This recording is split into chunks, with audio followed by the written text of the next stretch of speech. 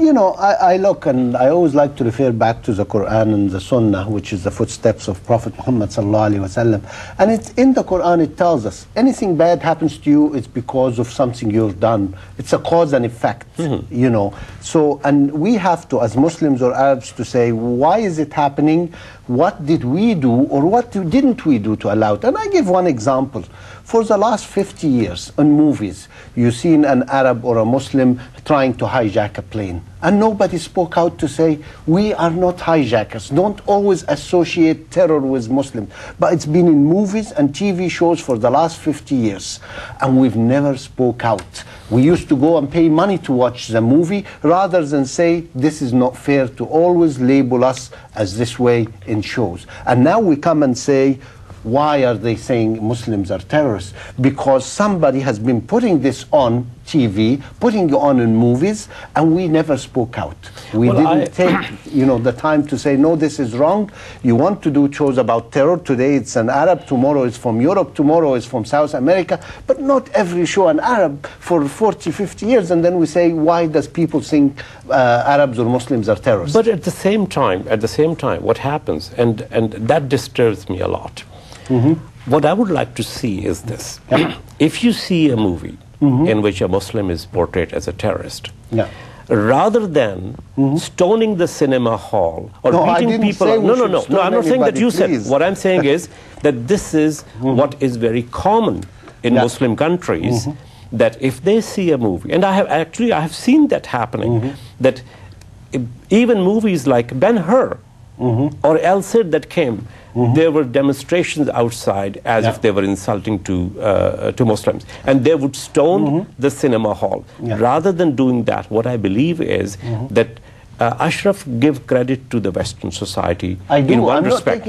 I'm saying it's our inaction. And what I'm going to say is anybody. That regardless of everything else, this still, as it goes, rule of law applies. In whatever way, the rule of law does apply in the long run.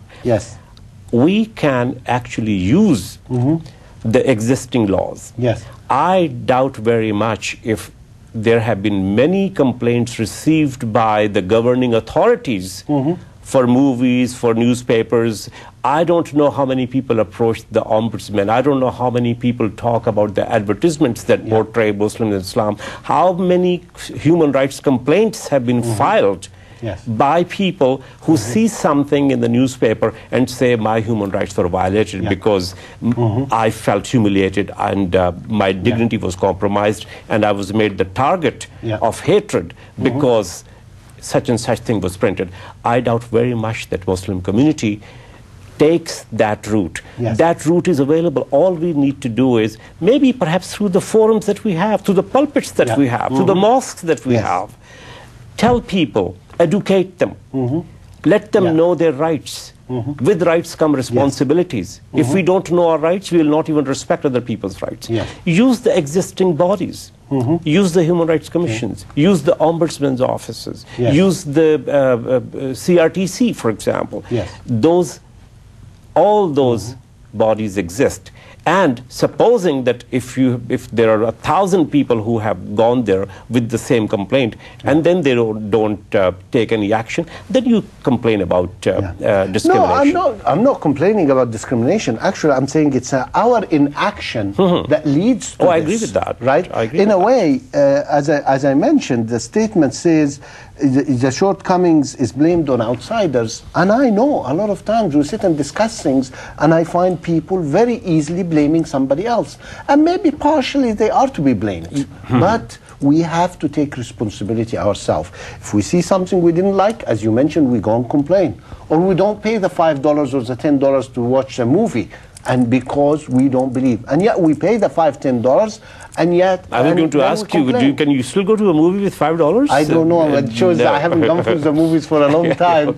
You know, so, but that's the issue. Tell me the name of the theater if you find one. No, I rent, usually I rent it, so the $5 comes from there. But that's the real issue is, I feel a lot of the things is it's easier to enact rather than to do something. So it's easier to blame somebody else. It's sad, you know, I look at the statement, it is a sad statement, but unless we fix it and we realize we have a responsibility, and as you mentioned, there's a lot of peaceful ways to object and a lot of ways to voice your opinion and be part of it. And you can do that, and you can do that by lightening up too, you know. You don't necessarily have to react emotionally and violently. Yes. Anytime we notice sometimes something happens which involves Muslims, which involves Islam, either the reaction is a violently emotional reaction or no action at all. There has to be a balance. Of course, if you're emotional, understand that this happens. Accept that there are ways you can deal with it, and then take that action. But as you know, Prophet Muhammad ﷺ tells us, "La taghdab," do not get angry. We should not act when we're angry. Yes, maybe I'm hurt, but I should make a decision and act. Once I cool down, I reflect on it, discuss it, and then act. So it's very important. You know, there's nothing wrong that we are emotional, but to act on emotions is the part that we should try to control and try to discuss, find out, and as you say, do the peaceful thing and the right thing. Yes. So, you know, it's very important, and that's a message for us in the community.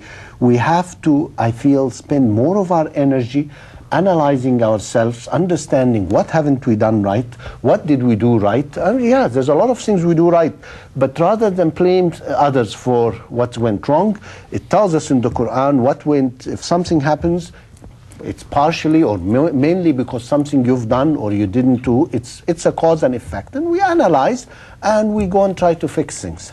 And we're actually fortunate that we live in Canada. Yes. And people are keen, they're eager to learn about Islam. What you just said about anger, I think that makes a beautiful introductory line for an anger management seminar. So things like that, people want to learn about Islam, people want to learn about Muslims, and in that respect each one of us can be really an ambassador of our community and of our religion. And that's a very important point, because I was reading in the Star the other day, you know, a non-Muslim saying that the Quran is promoting hatred against other religions, and the message is this is not true. And I invite non-Muslims and Muslims to go and read the Quran, and they'll find how wonderful it is. It promotes peace. There isn't this perceived hatred to others, as some might say. So I invite everybody, Muslims and also non-Muslims, to read the Quran and discuss issues. We've run out of time. I'd like to thank you for joining us. Inshallah, we'll see you soon. And Assalamu alaikum wa rahmatullah.